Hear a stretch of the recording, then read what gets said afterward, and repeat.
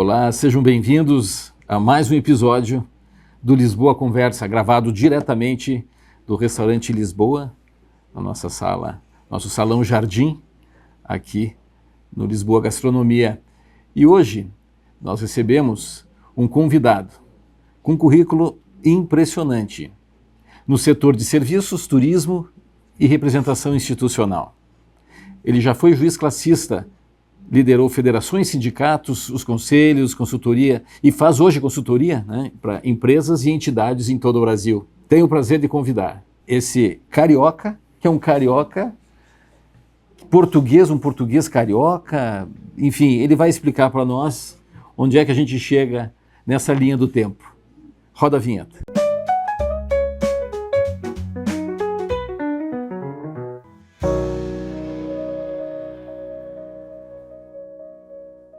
Temos hoje, então, o Dr. Edson Schuller. Sr. Edson, ou Dr. Edson, seja bem-vindo. Seja bem-vindo, por favor. Seja bem-vindo à nossa casa, seja bem-vindo ao restaurante Lisboa. Né? O senhor é um convidado especial, mesmo porque nos foi indicado pelo nosso grande amigo Adonai Aires de Arruda, o qual trabalham juntos há muito tempo. Temos grandes parcerias. Grandes parcerias. E nós gostaríamos de saber e entender todo esse processo, né, do juiz classista, de hoje, onde o Dr. Edson Schuller atua, de que maneira atua, e também explicando para nós a questão da própria FACOP, no qual o senhor é integrante, lá no Rio de Janeiro. Fique à vontade e nos explique, porque é um assunto muito interessante para nós, é uma história longa. Em primeiro lugar, Adriano, eu queria agradecer o convite, né, e eu sinto duplamente honrado. Uma, por estar aqui, e segundo, pela casa portuguesa. Eu sou filho de português, né? Minha mãe é portuguesa e aprendi desde cedo a saborear o bacalhau, né? Então, hoje, o prazer é duplo. Mas, falando um pouquinho da minha história, eu, na realidade, comecei a minha vida sindical muito cedo. Por questões políticas, sempre toda entidade sindical tem muita política, né? E eu fui guindado a um cargo de membro do Conselho Regional do Senac, coisa com 19 anos, 19 para 20 anos, eu lembro que é uma experiência muito interessante, porque todo o conselho tinha acima de 50, 60 anos. Sim. Eu chego lá cabeludo, meio playboy, já trabalhava, já fazia faculdade de Direito, mas era um peixe meio fora d'água, né? Então ali começou a minha vida sindical. Uhum. Dali eu fui presidir a Federação de Turismo e Hospitalidade e a minha atividade, oriunda da família, era prestação de serviço. E fui trabalhar com meu pai e ali comecei a desenvolver a minha área profissional e era uma carência grande na época do sindicalismo, né? O sindicalismo era muito laboral e o patronal pouco existia, pouco cuidava disso. Então a gente foi buscar através de uma associação que foi um companheiro nosso que trouxe o modelo da Europa, os Estados Unidos também tinha uma federação muito forte, trouxe o modelo para o Brasil e me adotou como filho nessa área. Aí me levou à presidência de uma associação no Rio de Janeiro e aí fomos desenvolvendo. E nesse meio do corre-corre de sindical, conheci o Adonai. Tive o prazer deve ter 40 anos que eu conheço o Adonai. E dali a gente foi criando parcerias E aí, nessa época, eu tive também a felicidade de ter novos parceiros na área sindical, na área empresarial mesmo. Sim. Houve uma renovação, veio a segunda geração, eu sou praticamente a segunda geração, meio que a terceira, da área de serviço, né? Uhum. E aí nós fomos nos profissionalizando, criando os sindicatos que já existiam, mas eram o que a gente chamava, sem nenhum desmérito, nada, mas eram os sindicatos de gaveta. Era lá, cartorial, o pessoal criava. E a gente começou a desenvolver um trabalho mais sério, parcerias, aí muita gente começou a viajar para o exterior para conhecer o que era. Começamos, na época, no comecinho era permitido até importar equipamento, aí o setor de serviço foi se modernizando, foi se organizando, né, a ponto da gente chegar numa federação brasileira, que chama-se hoje, era até FACOP, agora é FACOP com F no final, FACOP, que é de facility, né? Então, hoje, o setor de serviço, eu posso dizer que talvez seja um dos mais organizados no Brasil, tanto na área patronal quanto na área laboral. E foi englobando, porque aí foram surgindo outras atividades, né? A parte de manutenção predial, gestão de contratos, que a gente chama de hoje de facility, né? Saiu um pouco do foco do asseio e conservação. Né? Mas na minha veia corre asseio e conservação, né? Eu tento fugir de vez em quando, mas alguma coisa vai lá e eu estava querendo ficar sossegado, quietinho, aí vem o Adonai e diz, olha, tem uma federação aí para a gente... Ele cutuca, o Adonai ele instiga, né? Fazer um multiplicador, né? Então vamos lá, vamos fazer um desafio. Então a minha vida é... E nesse interregno todo de vida profissional, eu sempre me dediquei muito a sindicatos, associações, e aí vem a figura do juiz classista, né? Existia uma figura do juiz classista que eram indicados um pela área patronal e outro pela área laboral. E tinha um juiz que a gente chamava de juiz togado, era um triunvirato que administrava, que fazia as audiências. A audiência era composta por 3 juízes, que tinham o mesmo poder, né? Apenas no caso de empate, o juiz togado tinha o voto de Minerva. Mas era uma coisa bastante interessante, porque diminuiu um pouco o paternalismo, né? O empresário naquela época levava sempre a culpa de ser mau patrão, de pagar mal, de ter... E a história não era bem assim, né? Então a gente teve um grupo que desbravou essa parte da Justiça do Trabalho, foi muito desgastante em termos de trabalho, porque a gente, né, tinha a nossa vida profissional, comercial, embora lá tivesse o mesmo salário até do juiz, né, mas fugia um pouco da nossa atividade profissional, né? Mas, em contrapartida, a gente conseguiu ajustar algumas falhas que eram olhadas e algumas coisas aconteciam, até por desconhecimento do próprio juiz, né, que não conseguia conhecer todas as atividades. E a atividade de serviço tinha uma peculiaridade. Era rotatividade alta, a mão de obra de baixa qualificação, né? Existia uma coisa que todo mundo ia para a justiça reclamar, as empresas não eram muito bem estruturadas, então acabavam tendo falhas na documentação e aí perdiam. Aí dizia, não, o juiz é paternalista para o empregado. Não, às vezes as empresas também falhavam muito, né? E acho que uma turma, eu e vários que foram nomeados aí nos estados, demos uma ajeitada nesse mercado. Eu me sinto muito à vontade porque eu tenho minha mulher que... A Daniela, ela é assistente do TRT aqui. Que bom, que legal. Da Justiça do Trabalho Federal. E na realidade, eu me sinto muito à vontade porque, não que eu entenda, mas eu vivo esse meio jurídico em casa, de qualquer forma. Me chamou muito a atenção quando o senhor falou na FACOP, né? A FACOP, ela tem uma gestão que é laboral e patronal, é isso? Isso. Que fazem o revezamento. E como é que funciona? E quais são os objetivos hoje da FACOP? O que o senhor me diz isso? A FACOP foi criada, e é um caso praticamente inédito no Brasil, e no mundo também, se não é inédito, existem muito poucas entidades dessa forma, desse formato, né? As empresas tinham necessidade de treinamento, encontravam barreiras de várias situações, na própria Delegacia Regional do Trabalho, nas empresas que não olhavam isso de uma forma muito eficiente e tal. Então, aqui no Paraná, eles criaram a FACOP, que é 50% patronal e 50% laboral. Então, a entidade tem um estatuto, um regulamento, né, interno que a administração ela é alternada. Patrões e empregados a cada 2 anos. Às vezes há um interesse de que um continue, o estatuto não proíbe.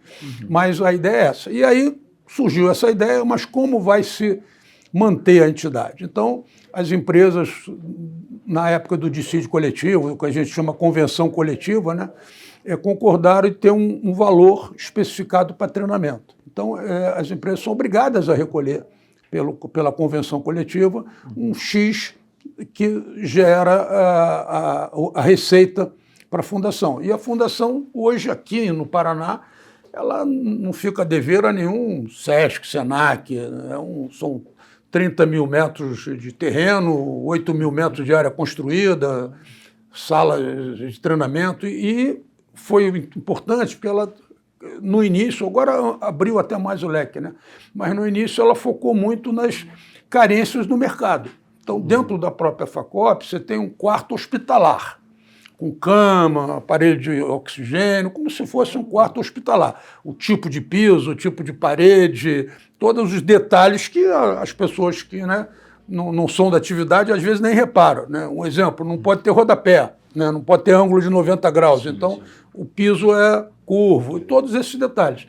Então foi desenvolvido um curso para isso. Tem um quarto de hotelaria, como desenvolver a camareira e tal. Então isso foi. Hoje já tem inúmeros cursos, né? Mas aí foi para portaria. Então esse curso foram desenvolvidos de acordo com a carência, com a demanda do mercado, né? E foi crescendo. E aí, na época, o presidente era o Adonai, ele fez um projeto de interiorizar a FACOP e quis botar no Rio de Janeiro o modelo inicial, porque aqui no Rio de Janeiro era menor, até porque no primeiro modelo teve uma ajuda de fundo de formação profissional do governo e tal. Não dava para fazer no Rio a grandeza que é aqui. Mas montamos uma escola no Rio, né, no mesmo molde de Curitiba, sim, baseado nos mesmos cursos, com toda a orientação de Curitiba.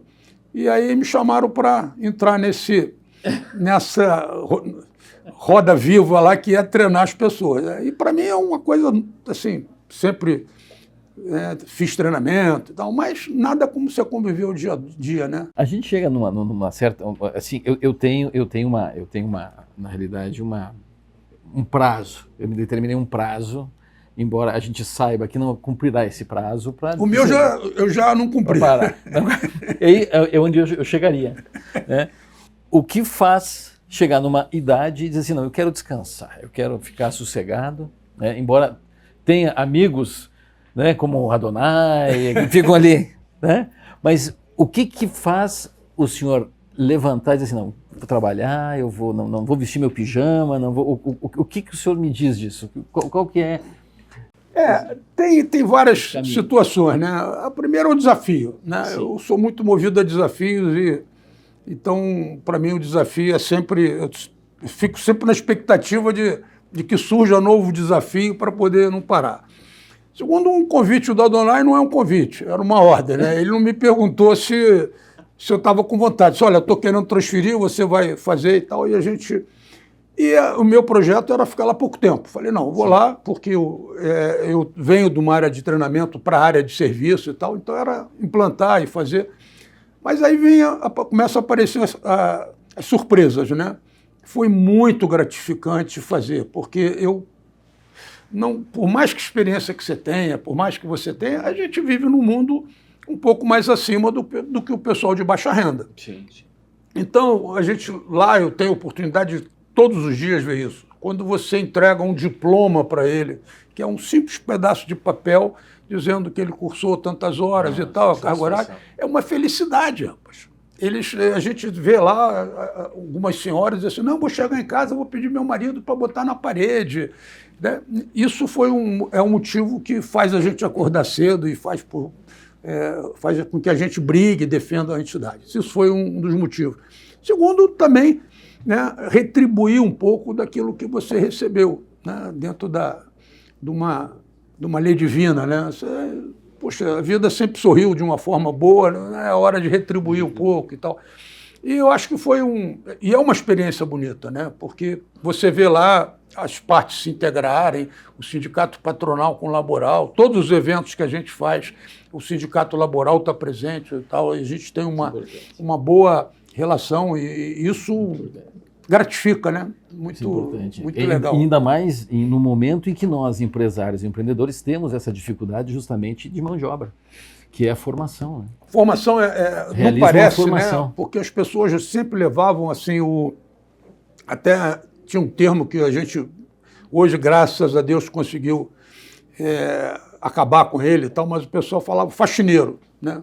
Eu achava muito pejorativo. Faxineiro é horrível, né? Então a gente transformou isso para auxiliar de serviços gerais. Hoje a gente já tem técnico de limpeza hospitalar, técnico de limpeza hoteleira. Foi dando uma outra classificação, né? Isso foi uma mudança no setor muito grande. E a concorrência também, que cresceu muito no mercado, as empresas têm que treinar, senão ela começa a ficar para trás, né? Então, isso deu um crescimento no mercado profissional, assim, se profissionalizou muito o mercado, né? Isso foi bem legal. Para nós, como empresários, é um motivo de alegria isso, porque, como comentei, nós temos essa dificuldade enorme de mão de obra, né? E tendo instituições como essa, na formação, tendo o foco mesmo na formação, para nós é uma tranquilidade, nós ficamos mais imbuídos justamente no processo de continuar a qualificação dentro das nossas empresas, né? Isso que é importante, né? E com o tempo vago, viaja. Qual que é a sugestão de viagem? Do Dr. Edson Scheller. Que com esse sobrenome é um português, deixo claro, é um português com esse nome, né? Mas assim, uma experiência de viagem que o senhor sugeriria para o nosso público que gostam de viagem, gostam de bebida, da gastronomia, da boa mesa? Eu sou suspeito, né? Porque eu nasci e vivi muito, meus avós eram portugueses e tal, então eu amo Portugal, né? Eu estou me programando para ir esse ano e jurei a minha mulher que eu vou passar mais tempo lá, né? Mas eu acho que Portugal nos acolhe, né, de uma forma muito carinhosa, muito simpática e tem né, e fora a gastronomia, né? Muito rica. E as vinícolas lá são tentadoras, né? Então... E não se baseie só no bacalhau, no polvo. Nós temos lá o cozido à portuguesa, nós temos lá os enchidos portugueses, né, maravilhosos, nós temos os camarões, enfim, são todos frescos. Se consegue em Portugal ter um peixe fresco no mesmo dia, saindo do Atlântico e chegando até o norte. Hoje eu moro na Serra, né? Não moro dentro do município do Rio, moro na Serra, e por coincidência a vida, né, ajusta a gente certas coisas. Perto da minha casa tem uma família que era um casal de portugueses que vieram para o Brasil por problemas lá pessoais deles, e criaram os filhos aqui e tal, e até já faleceram, mas os filhos continuam. Eles fazem embutidos portugueses lá. Então é o presunto Parma que ele faz com um ano de antecedência, é o salpicão, né? Então eu tenho esse privilégio de estar ali convivendo ao lado. É só fim de semana eu vou lá e trago lá. Então o meu carinho por Portugal é muito grande. Que bom. Dr. Edson Scheller, muito obrigado pela presença, muito obrigado pela simpatia, muito obrigado por ter atendido a nossa solicitação. Estando em Curitiba, por favor, venha nos visitar. Não, será um prazer. Vamos estreitar mais, né? Eu vou agora... O Adonai sempre me traz novos projetos, então... Não deixa quieto. Não deixa quieto, mas eu estou aqui, mas de qualquer maneira agradeço muito, foi muito... Obrigado, doutor. Da sua cordialidade aqui e muito prazeroso estar aqui. Que ótimo, que ótimo. Obrigado a todos, obrigado ao nosso público. A gente sempre pede um like ou um dislike, né? Um joinha, não joinha, e acompanhe o nosso projeto aqui com o nosso podcast Lisboa Conversa. Obrigado a todos, obrigado novamente, Dr. Edson. Muito obrigado. Pela simpatia. Até uma próxima. Até a próxima. A nós.